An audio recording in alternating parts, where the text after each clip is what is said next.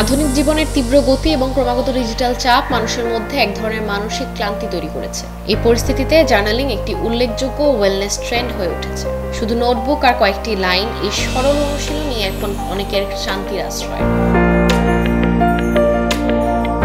বিশেষজ্ঞরা বলেছেন, প্যান্ডেমিক পরবর্তী বার্নআউট এবং মানসিক স্বাস্থ্যের বাড়তি সচেতনতা জার্নালিংকে জনপ্রিয় করে তুলেছে। তাদের মতে, নিয়মিত লেখা অনুভূতিকে প্রক্রিয়াজাত করতে, চাপ কমাতে এবং নিজের চিন্তার ধরন বুঝতে কার্যকর ভূমিকা রাখে।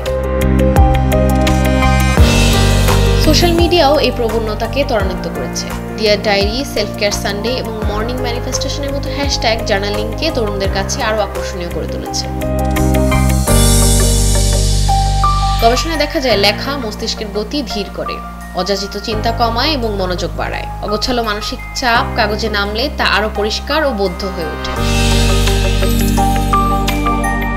তবে কোনো সময় বাধা হয়ে দাঁড়ায় নিখুঁতভাবে লেখার চাপ, কি লিখতে হবে তা নিয়ে সংকোচ কিংবা ধারাবাহিকতা বজায় না রাখতে পারার ভয়। বিশেষজ্ঞদের মতে, জার্নালিং এর জন্য দরকার নিজের সাথে সততা, নান্দনিকতা বা নিখুঁত হওয়া নয়।